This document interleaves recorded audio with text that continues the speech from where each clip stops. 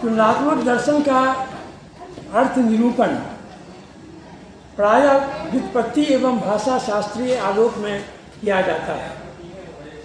व्युत्पत्ति शास्त्रीय दृष्टि से तुलनात्मक दर्शन का अभिप्राय उस दर्शन से लिया जाता है जो या तो दो दर्शनों का तुलनात्मक विवेचन करता है तथा समीक्षात्मक टिप्पणियाँ भी देता चलता है, अथवा तुलनात्मक के धरातल पर एक नवीन दार्शनिक दृष्टि प्रतिष्ठित करने का प्रयास करता है। इन दोनों वैकल्पिक स्थितियों में जिन दार्शनिकों की तुलना की जाती है वे विभिन्न युगों की परंपरा व परिवेश से संबद्ध हो सकते हैं अथवा किसी एक युग की परंपरा विशेष से संबद्ध हो सकते हैं। प्लेटो तथा अरस्तु, दकार्त एवं स्पिनोजा, लॉक एवं बर्कले आदि दार्शनिकों के विचारों का तुलनात्मक अध्ययन इस विधा का एक उदाहरण माना जा सकता है। किंतु आधुनिक संदर्भ में देखें तो तुलनात्मक दर्शन का यह परंपरागत रूप संशोधन, परिष्करण तथा परिमार्जन की अपेक्षा रखता है। मेरे मानस पटल पर अब यह प्रश्न प्रमुख रूप से उभर रहा है कि तुलनात्मक दर्शन के अर्थ निरूपण एवं स्वरूप निर्धारण की दिशा कैसी हो कि इसके महत्व, उपयोग और प्रयोजन में न तो किसी प्रकार का संकुचन हो पाए, न ही इसकी प्रासंगिकता उपेक्षित सी हो जाए। जिस प्रकार तुलनात्मक धार्मिक मीमांसा कोई ऐतिहासिक स्थापित धर्म नहीं है, उसी प्रकार तुलनात्मक दर्शन भी कोई पृथक दर्शन तंत्र नहीं है।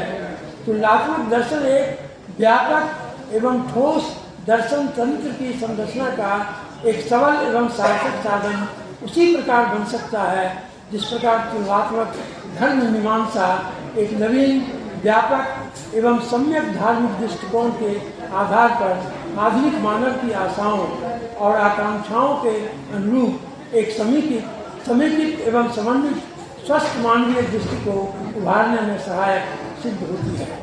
वस्तुतः तुलनात्मक दर्शन एक दार्शनिक विधा है तथा अन्य तुलनात्मक अध्ययनों से इसे सर्वथा पृथक समझना चाहिए।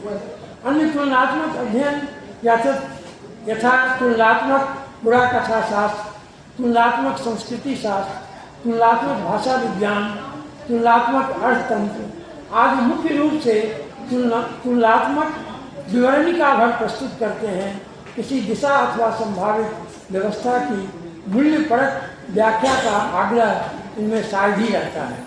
इसके विपरीत तुलनात्मक दर्शन का क्षेत्र तथ्यों के साथ साथ मूल्यात्मक आकांक्षाओं को भी समेट लेता है। इस प्रकार यह उपयुक्त अध्ययनों के सहयोग की अपेक्षा तो रखता है, परंतु इनके साथ अपना तारतम्य, अपना तादात्म्य स्थापित नहीं कर सकता है, क्योंकि तुलनात्मक दर्शन एक विधा के रूप में मुख्यतः विभिन्न विचारधाराओं से संबंधित है, न कि भाषाओं, परंपराओं या संस्कृतियों से।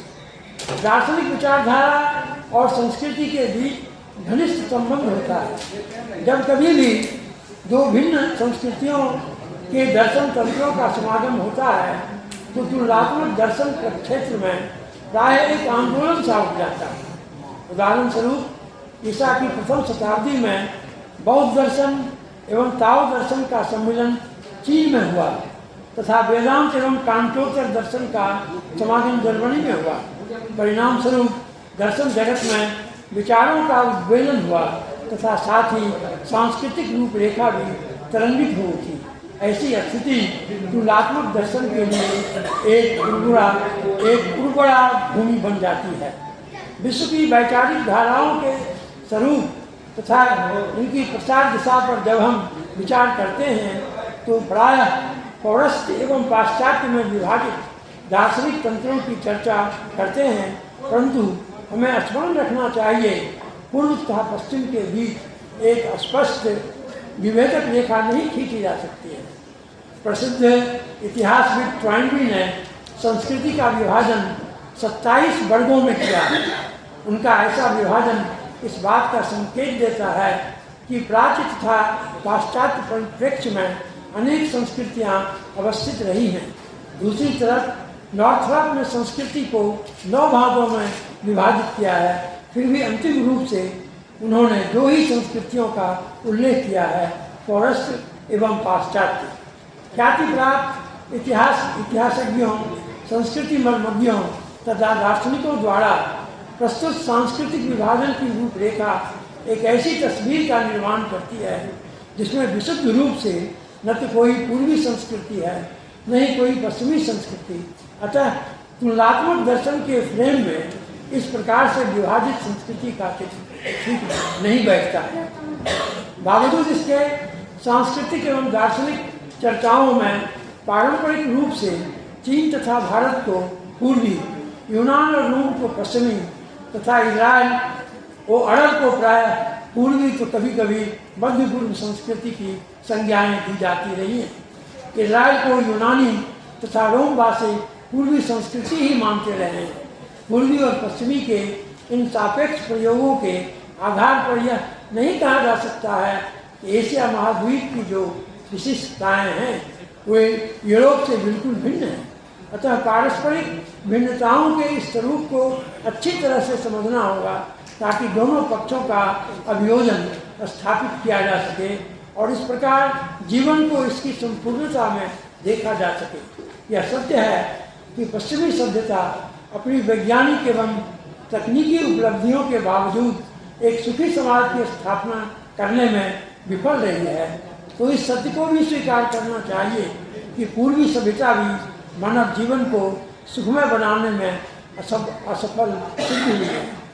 विश्लेषणात्मक दृष्टि से देखने पर संस्कृति में 2 प्रमुख तत्व स्पष्ट होते हैं, भौतिक सांस्कृतिक तत्व तथा अभौतिक सांस्कृतिक तत्व। मानव निर्मित जीवन के कृत्रिम साधनों को प्रथम कोटि में रखा जाता है, जबकि वैचारिक एवं मूल्यप्रद संरचनाएं द्वितीय कोटि के अंतर्गत आती हैं। इन दोनों में पारस्परिक निर्भरता का संबंध रहता है, इसलिए किसी एक तत्व को अलग कर उसे ही जीवन दर्शन की आधारशिला बना देना अनुपयुक्त तथा अनुचित हो। उदाहरण स्वरूप मार्क्स जैसे भौतिकवादियों ने व्यक्ति और समाज की अपनी विकासवादी व्याख्या को भौतिक नियमों पर आधारित कर अन्य सभी तत्वों की अवहेलना कर दी। फ्रायड को अन्य मनोवैज्ञानिकों ने मानव जीवन की प्रकृतिजन्य निम्न अनुभूतियों की सीमा में मानवता को कैद कर दिया।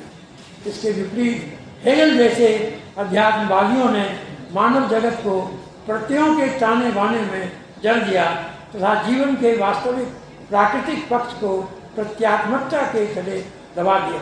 इन सब का सम्मिलित परिणाम यह हुआ कि व्यक्ति का जीवन खंडित रूप में प्रस्तुत किया जाने का और व्यक्ति एक जीवन दर्शन की तलाश में भटकता रहा।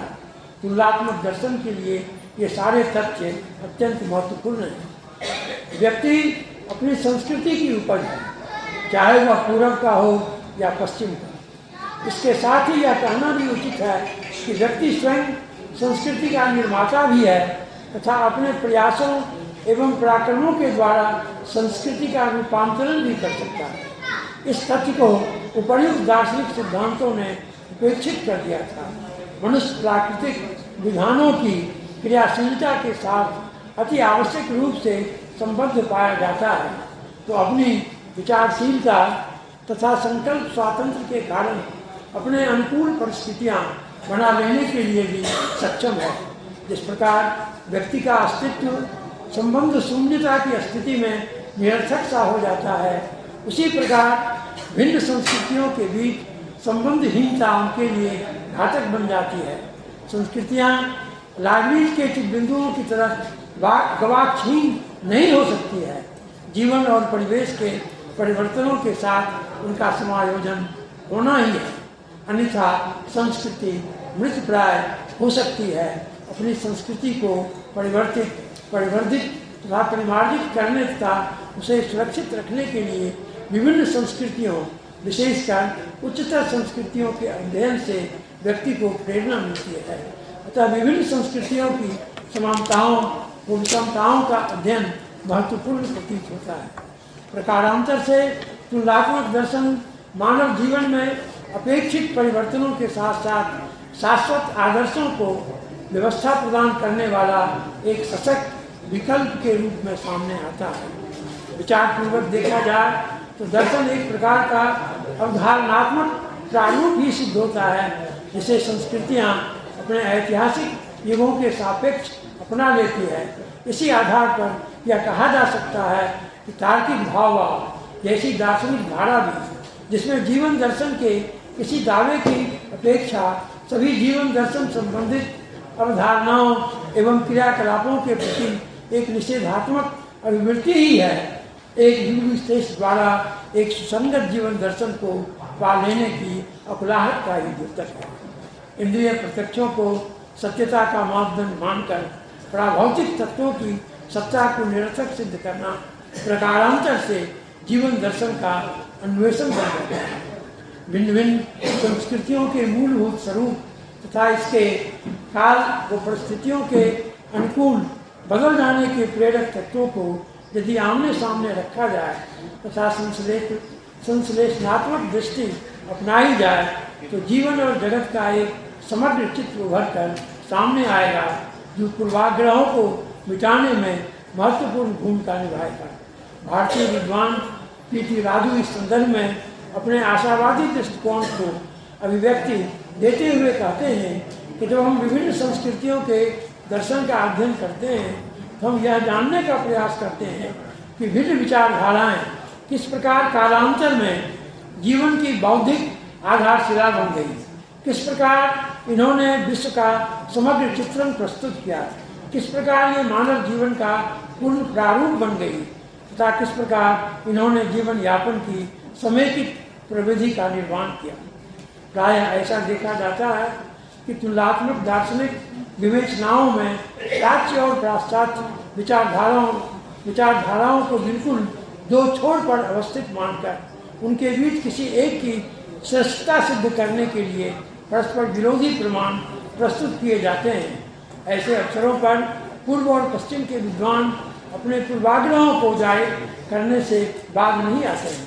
पाश्चात्य चिंतक भारतीय अथवा पूर्वी दार्शनिक विचारों को दर्शन के अंतर्गत शामिल नहीं करते हैं और इसके लिए उनका तर्क यह है कि भारतीय विचार धार्मिक एवं रहस्यवादी प्रलापों के अतिरिक्त कुछ नहीं है, क्योंकि इनमें मनुष्य के वर्तमान जीवन के लिए कोई स्थान नहीं है, परंतु ऐसी मान्यता भ्रामक है। उदाहरण स्वरूप आधुनिक काल में विश्व को एक सतत प्रवहमान घटना चक्र माना जा रहा है, जिसकी पूर्व कल्पना आचार्य शंकराचार्य ने कर ली थी। एकस्यापि कुटस्थस्य चित्त तारतम्यात् ज्ञानेश्वर ज्ञानाम अव्यक्ति प्रेम भूयसी भवति। इसी प्रकार धर्म अर्थ काम और मोक्ष ये चार पुरुषार्थ व्यक्ति के व्यक्तित्व में भौतिक तथा आध्यात्मिक पक्षों की समन्वयात्मक संतुष्टि की आवश्यकता पर बल देते हैं। ये संस्कृति के दो मुख्य तत्वों की महत्ता भी प्रतिपादित करते हैं, परंतु इसका अर्थ यह नहीं निकाला जाना चाहिए कि भारतीय दार्शनिक दृष्टिकोण अपने आप में पूर्ण है। इसलिए पाश्चात्य आधुनिकता के तत्वों का भारतीय विचार भूमि में पुनरावेशन की प्रवृत्ति भी अंततः निरर्थक सिद्ध होगी। इन बातों से अलग आवश्यकता है मानव में मानवता की तलाश की। इस संदर्भ में डॉक्टर अल्बर्ट स्वेट्जर का विचार है कि पाश्चात्य तथा भारतीय दार्शनिकों को एक दूसरे के विचारों का विरोधी और निम्न समझने की प्रवृत्ति छोड़ देनी चाहिए। दोनों को एक ऐसे विचार बिंदु पर पहुंचना चाहिए जहां विचारों का आदान प्रदान संपूर्ण मानवता के लिए। जाहिर है डॉक्टर स्वेट्जर मानव मात्र की एकता तथा व्यक्ति के जीवन की अखंडता को ही दर्शन का सर्वोपरि उद्देश्य मानते हैं।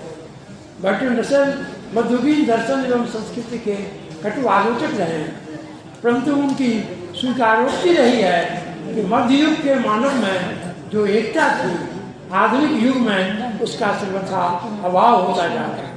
आज के व्यक्ति का जीवन अंतर्विभाजन से आवेशित होता जा रहा है तथा खंडित दृष्टि के प्रभाव में वह दिशाहीन जीवन ढोए जा रहा है। परिणाम स्वरूप जीवन का समेकित रूप नष्ट हो रहा है। व्यक्ति का जीवन अज्ञेय के कटे द्वीप के समान बनता जा रहा है, जिसका मुख्य धारा से परिसंवाद धूमिल होता जा रहा है। जीवन की दिशाहीनता निरुद्देश्यता को जन्म देती है। निरुद्देश्यता सारी प्रेरणाओं को कुंठित कर देती है। कुंठित प्रेरणाएं जीवन शून्यता उत्पन्न करती है और तब व्यक्ति एक जिंदा लाश बनकर रह जाता है। अतः एक जीवंत मानव जीवन के लिए एकीकृत जीवन दृष्टि तथा समीकृत मानव अस्तित्व की सर्वाधिक आवश्यकता है। अतः एकता का सतत अन्वेषण करना हमारा दायित्व बन जाता है। चीन, प्राचीन भारत एवं मध्ययुगीन यूरोप में जिस एकता की स्थापना की गई वह अपूर्ण तथा अनुपयुक्त थी। आज भी उसी एकता को झलक दिखाई पड़ती है, परंतु वास्तविक एकता के लिए जिस बौद्धिक व मूल्यात्मक स्वीकृति के साथ साथ आंतरिक शक्ति की आवश्यकता होती है उसका सर्वथा अभाव प्रदीक्षित होता है। निष्प्रयोजन, निरुद्देश्य एवं निरर्थक जीवन आदर्शहीनता के धरातल पर जगमगा रहा है।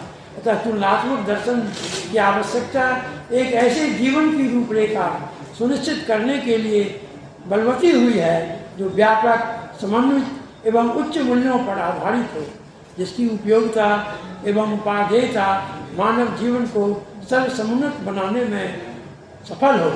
विज्ञान एवं प्रौद्योगिकी के इस युग में जब मानव की अहमियत हाशिए पर आ गई है, तुलनात्मक दर्शन का केंद्र बिंदु मानव दर्शन का अध्ययन होना चाहिए। अतः यह आरोप लगाया जाता है कि अभी तक तुलनात्मक दर्शन एक दर्शन तंत्र के रूप में उभर नहीं पाया है। दूसरे शब्दों में इस विधा का न तो कोई उद्देश्य संपुष्ट हो पाया है, न ही इसकी कोई निश्चित विधि निरूपित की गई है। मैं आपका ध्यान इस बिंदु पर आकृष्ट करना चाहूँगा कि तुलनात्मक दर्शन, जैसा कि आरंभ में ही स्पष्ट कर दिया गया है, प्लेटो या अरस्तु के दर्शन के समान किसी दर्शन तंत्र की स्थापना का दावा नहीं करता है। इसके विपरीत वह पूर्वी तथा पश्चिमी वैचारिक दृष्टिकोणों के समायोजन का एक प्रयास है। इस तरह का समायोजित दृष्टिकोण भी तुलनात्मक दर्शन नहीं होगा, अपितु उसका एक परिणाम ही है। पूर्वी और पश्चिमी विचारधाराओं में ज्ञान मीमांसीय साधनों एवं विधियों को लेकर मत भिन्नताएं हैं। उदाहरण स्वरूप तुलनात्मक दर्शन की एक सुनिश्चित एवं सफल विधि की स्थापना के विषय में विचारक एक मत नहीं है। विद्वानों का मानना है कि ज्ञान मीमांसीय संदर्भ में पूर्वी दर्शन अंतःप्रज्ञात्मक है, जबकि पाश्चात्य दर्शन बौद्धिक प्रयासों का समर्थक है। यहाँ मैं आपको एक बार फिर स्मरण कराना चाहूँगा कि सत्य के ज्ञान के प्रति जिज्ञासा सार्वभौमिक है। यह किसी एक क्षेत्र, युग अथवा संस्कृति के धरोहर नहीं है। यही कारण है कि कुछ थोड़ी भिन्नताओं के साथ विचारों के स्वरूप देश काल की सीमाओं का अतिक्रमण कर अपनी एक रूपता प्रदर्शित करते हैं। इसी प्रकार ज्ञान के साधन भी अलग अलग भूखंडों में विभाजित नहीं रह सकते हैं। बुद्धि, इंद्रिय, अनुभव, अंतःप्रज्ञा आदि ज्ञान मीमांसीय स्रोत किसी एक दार्शनिक तंत्र में कैद नहीं हो सकते हैं। अतः भारतीय ज्ञान मीमांसा को अंतःप्रज्ञात्मक तथा पाश्चात्य दर्शन को बौद्धिक कहना समीचीन नहीं जान सकता है। हाँ, यह कहा जा सकता है कि किसी एक दार्शनिक धारा का झुकाव किसी विशेष ज्ञान मीमांसीय स्रोत के प्रति अधिक हो सकता है, परंतु एक व्यापक आदर्श के निमित्त जीवन की एकता के पुनर्निर्माण तथा मानव में मानवता की पुनर्स्थापना के लिए श्रेयस्कर तो यह होगा, लेकिन तुलनात्मक दर्शन अंतःप्रज्ञा तथा बुद्धि का समेकित स्वरूप अपनाए। यह ठीक है, अंतःप्रज्ञा तथा बुद्धि के स्वरूप में कुछ भिन्नता है, इसलिए ये दोनों विरोधी दिखलाई पड़ती हैं, परंतु बर्गसान, राधा कृष्णन जैसे दार्शनिक इन दोनों को एक ही ज्ञानात्मक प्रक्रिया के दो क्रमिक चलन मानते हैं। कुछ विद्वानों ने तुलनात्मक दर्शन को एक प्रकार का दर्शन तंत्रों का फेनोमेनोलॉजी कहा है। इस प्रकार का दृष्टिकोण पॉल मार्सन हॉर्सेल की रचनाओं में पाया जाता है। ये फ्रांस के प्रत्यक्षवादी समाजशास्त्र से प्रभावित हैं। की स्वान भी तुलनात्मक दर्शन को एक प्रकार का फेनोमेनोलॉजी मानते हैं, फिर भी इन दोनों के दृष्टिकोणों में पर्याप्त अंतर है। मार्शन ऑर्सेल के अनुसार दर्शन समृद्धि है और तुलनात्मक दर्शन इस समृद्धि का अध्ययन कर दार्शनिक के परिवेश के साथ उसके संबंध को निर्देशित करता है। उदाहरणार्थ इसमें इस बात का लेखा जोखा प्रस्तुत किया जाता है कि सुकरात, कन्फ्यूशियस अथवा बुद्ध का अपने परिवेश के साथ किस प्रकार का संबंध है। इस प्रकार का तुलनात्मक दर्शन एक प्रकार का वर्णनात्मक प्रत्यक्षवादी अध्ययन सिद्ध होता है।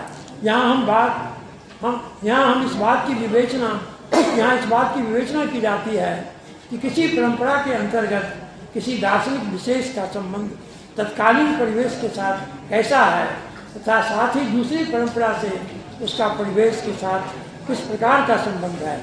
परंतु इस प्रकार का अध्ययन समाजशास्त्रीय और ऐतिहासिक दृष्टियों से उपयोगी है, न कि दार्शनिक दृष्टि से।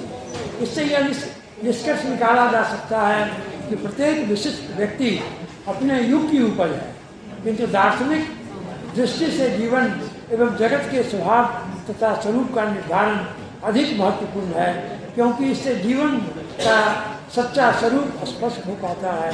यदि दर्शन का यही उद्देश्य प्रमुख है तो कहा जा सकता है कि तुलनात्मक दर्शन फेनोमेनोलॉजी मात्र नहीं हो सकता है।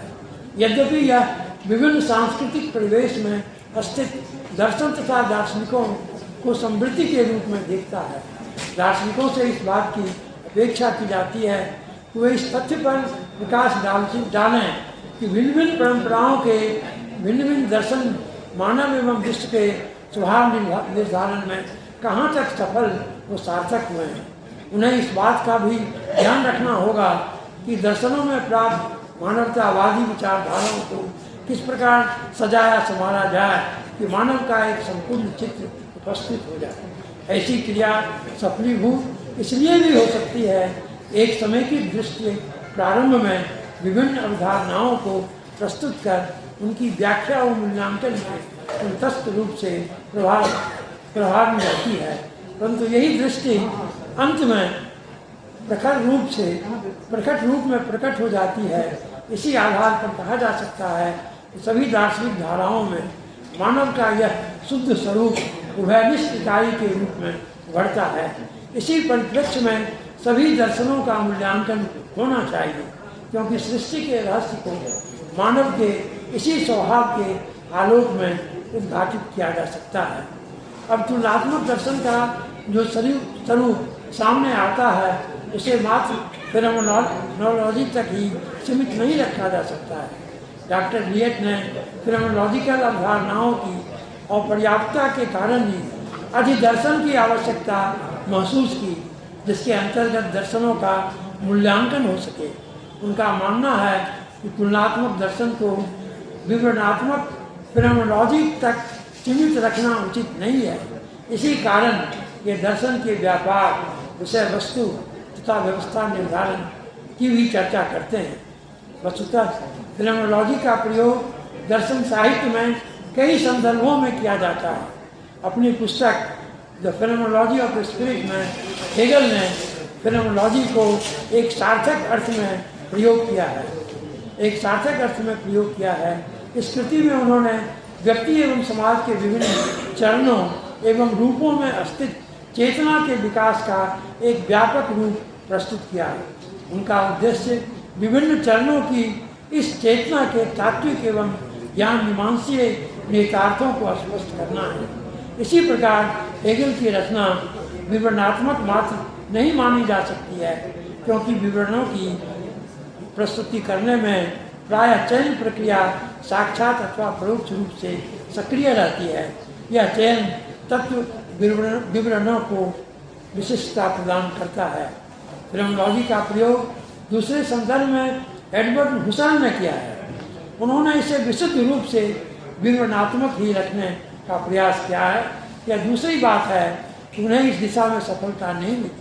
हुसैन के दर्शन के अनुशीलन से यह स्पष्ट होता है कि वस्तुतः हुसैन ज्ञानात्मक चेतना को प्रत्यक्षवादी व वास्तववादी दृष्टिकोणों के सम्मिलित धरातल से एक समृद्धि तक दर्जा देते हैं तथा इसकी विषय तथा विषयी निरपेक्ष संरचना का विवरणात्मक ब्यौरा प्रस्तुत करते हैं।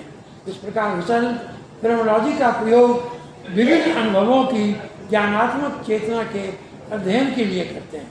धर्म दर्शन के प्रवक्ताओं को हुसैन ने प्रभावित किया है। इसी कारण उन्होंने धर्म का फिनोमेनोलॉजी पद का प्रयोग किया है, फिनोमेनोलॉजी ऑफ रिलीजन का प्रयोग किया है। ये धार्मिक विषयों के अस्तित्वपरक पक्षों से स्वयं को अलग रखते हुए धर्म को एक समृद्धि मानते हैं। उनकी मान्यता है कि चूँकि धर्म अनेक हैं, इसलिए एक धर्मावलंबी व्यक्ति के लिए यह अत्यंत कठिन कार्य है कि अन्य धर्मों की मूल भावना तक पहुँचे तथा इसके अस्तित्वपरक पक्षों का मूल्यांकन करे। अतः उसके लिए श्रेष्ठ तो यही है, खत्म हो रहा है, यही है कि वह सभी धर्मों को समृद्धि समझे तथा उनमें से प्रत्येक का विवरणात्मक अध्ययन करे तथा इन अध्ययनों के निष्कर्षों को बिना किसी मूल्यांकन के प्रस्तुत करे। इस प्रकार फिनोमेनोलॉजी को इस अर्थ में ग्रहण करने से धर्म जिज्ञासु, क्षेत्रकर्मी अथवा सर्वेक्षक बन जाते हैं और उनका क्षेत्र होता है विभिन्न धार्मिक समृद्धियों। परंतु यहाँ एक प्रश्न उपस्थित होता है और इस पर ध्यान देना भी आवश्यक है। किन बातों को धार्मिक समृद्धि कहा जाए, इसे एक उदाहरण से स्पष्ट करें। क्या शीतला माता के मंदिर में भेंट चढ़ाना हिंदू धर्म का आवश्यक तत्व है? क्या सांता क्लॉज के उपलक्ष्य में अवकाश ईसाई धर्म का आवश्यक अंग है? पुनः यदि ईसाई धर्मावलंबी अपने धर्म की व्याख्या भिन्न भिन्न प्रकार से करते हैं तो इनमें से किस व्याख्या को ईसाईयत की सच्ची व्याख्या के रूप में स्वीकार किया जाए? इनसे भी अधिक महत्व वाला एक दूसरा प्रश्न इस प्रकार सामने आता है, किसी समृद्धि को सामाजिक, राष्ट्रीय अथवा ऐतिहासिक समृद्धि की अपेक्षा धार्मिक समृद्धि की संज्ञा देने का आधार क्या है? हेगल के संदर्भ में फिनोमेनोलॉजी पर विचार करते हुए हमने देखा कि किसी भी विवरणात्मक प्रक्रिया में मूल्यात्मक अभिवृत्ति और प्रकट रूप से विद्यमान रहती है। अब प्रश्न उठता है कि मूल्यांकन का मापदंड क्या होना चाहिए? वे कौन से नियम तथा मापदंड हैं जिनके आधार पर हम कुछ समृद्धियों को धार्मिक मान लेते हैं? इस तरह के सारे प्रश्न हमें प्रत्यक्षवादी अथवा विवरणवादी के घेरे से निकलने के लिए बाध्य करते हैं। अतः हमें एक ऐसे दृष्टिकोण की आवश्यकता महसूस होती है जो हमारे अध्ययन के अंतर्गत समृद्धियों से परे रह जाने में सक्षम हो। यही बात तुलनात्मक दर्शन पर भी लागू होती है। यह मात्र विवरणात्मकता के स्तर पर ठहर नहीं सकते हैं। हम समाजशास्त्रीय, मानव शास्त्रीय अथवा मनोवैज्ञानिक विवरणों के संक्षेप में फिनोमेनोलॉजी के स्तर स्वीकार नहीं हो सकते हैं। अतः तुलनात्मक दर्शन का यदि अपनी महत्ता तथा अर्थवत्ता सिद्ध करनी है तो उसे फिनोमेनोलॉजी के दायरे से बाहर निकलना ही होगा। दर्शन को मात्र प्रत्यक्षवादी अध्ययन नहीं कहा जा सकता है, इसलिए तुलनात्मक दर्शन भी प्रत्यक्षवादी मात्र नहीं हो सकता है। यदि दार्शनिकों में कुछ प्रत्यक्षवादी हुए हैं या होते हैं कि तुलनात्मक दर्शन के कुछ अध्येता भी प्रत्यक्षवादी दृष्टिकोण वाले हो सकते हैं, परंतु क्या दर्शन का स्वरूप विवरणात्मक मात्र ही हो सकता है? यदि ध्यानपूर्वक देखा जाए तो तथ्यात्मकता पर आधारित वर्गीकरण लक्ष्योन्मुख विज्ञान भी संगत रूप से विवरणात्मक मात्र नहीं रह सकते हैं। तो फिर दर्शन का विवरणात्मक मात्र कैसे मान लिया जाए, जबकि उसका लक्ष्य तथ्यों के अध्ययन के साथ मूल्य परीक्षण भी है। विश्लेषणात्मक विधि से यदि विवरणात्मकता पर विचार करें तो यह स्पष्ट होता है कि विवरण ज्ञान तथा संस्कृतियों के माध्यम से संभव होता है, परंतु जब तक हम संवेदनाओं तथा प्रवृत्तों तक नहीं पहुंचते हैं तब तक न तो विषयी विशिष्टता से अपने को अलग कर सकते हैं और न ही वस्तुओं को तार्किक और तात्विक रूप से मूल्यों के साथ जोड़ सकते हैं। यदि हम तार्किक प्रक्रिया में संप्रत्ययों तथा कुर्सी को लेकर चलते हैं तो हम वस्तुतः संज्ञाओं का प्रयोग करते हैं। इसके साथ ही हम परोक्ष रूप से इस बात का निर्धारण करते चलते हैं कि किन किन वस्तुओं को कुर्सी कहा जाए तथा हमारा संबंध सर्वव्यापी से रहता है, जो मूलतः प्रत्यय अथवा आदर्श को सूचित करते हैं, क्योंकि इनमें किसी वस्तु को कुछ नाम देने का मानदंड भी निहित रहता है। आगमनात्मक प्रक्रियाओं के संदर्भ में भी एक तार्किक प्रश्न उठाया जाता है। हम वर्गीकरण तथा सामान्यीकरण के लिए एक विशेष वस्तु समस्या का ही चुनाव क्यों करते हैं? उदाहरण स्वरूप एक वर्गीकरण विशेष के लिए राम, मोहन, सोहन आदि को ही क्यों लेते हैं, जबकि घोड़ा, हाथी, पक्षी तथा मछली को बहिष्कृत क्यों कर देते हैं? क्या इस जन क्रिया में कोई मूल्यात्मक कारक प्रभावकारी है? पुनः यदि हमें पूर्ण ज्ञान न हो कि मनुष्य क्या है, तो हम राम, मोहन, सोहन को एक साथ रखकर उनका वर्गीकरण मनुष्य के रूप में कैसे कर सकते हैं? दूसरी तरफ यदि हम इन व्यक्तियों पर एक साथ विचार न करें तथा इनके बीच समानताओं का परीक्षण न करें, तो फिर पूर्व ज्ञान की संरचना कैसे संभव है?